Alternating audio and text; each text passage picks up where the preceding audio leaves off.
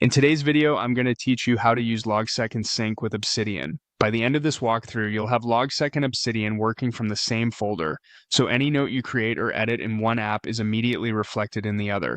We'll keep things simple, clear, and practical. First, let's get Logseq.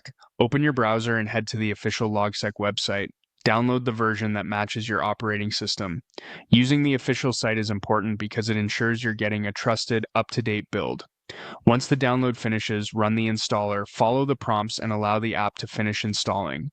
The default options are perfectly fine, and you can stick with the suggested install location unless you have a specific reason to change it. When installation completes, you can close the installer. We'll come back to Logseq in a moment. Now, switch to Obsidian. Open the vault you want to use with Logseq. The goal here is to create a dedicated folder inside your vault that Logseq will treat as its graph. This keeps everything clean and avoids surprises. In the Obsidian File Explorer, create a new folder and name it Logseq. The exact name isn't critical, but keeping the folder clearly labeled makes it easy to recognize later. This folder will become the shared space both apps use, so it's a good idea to keep it at the top level of your vault for quick access.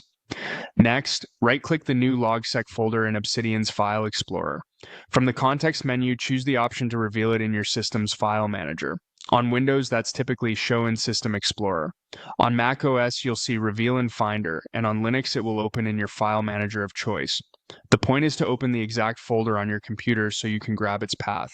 With the folder open in your file manager, copy the full path to that folder. On Windows, you can click the address bar and copy the highlighted path. On Mac OS, right-click the folder in Finder and choose the option to copy its path, or use the path bar if you have it enabled. On Linux, you can copy the location from the address bar. Either way, you want the full and exact path to the Logseq folder you just created. Now let's move over to Logseq. Open the app, and on the Start screen, click Add Graph. In Logseq, a graph is simply a folder on your drive that Logseq uses as its database, so pointing it to the same place as your Obsidian notes lets both apps stay in sync.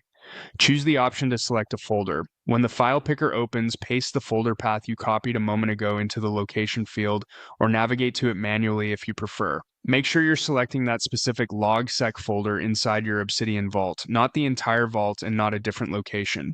Once the correct folder is selected, click Select Folder to confirm. Logseq will connect to that folder and start indexing. You may see it create standard directories like journals and pages. That's normal.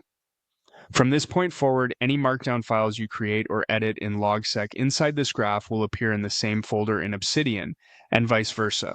You're effectively working on the same files with two different interfaces. A few quick tips to keep things smooth. Keep the folder structure predictable and avoid renaming or moving the Logseq folder while either app is open.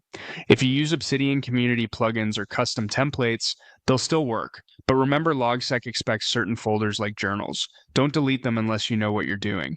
Both apps use plain text, so your content stays portable, and version control tools or cloud backup services will continue to work as usual on this folder. That's it. You downloaded Logseq, installed it, created a dedicated folder in Obsidian, revealed that folder in your system, copied its path, and then added it as a graph in Logseq by choosing the folder and confirming your selection. You now have a reliable, simple setup where both apps stay in sync because they share the exact same files.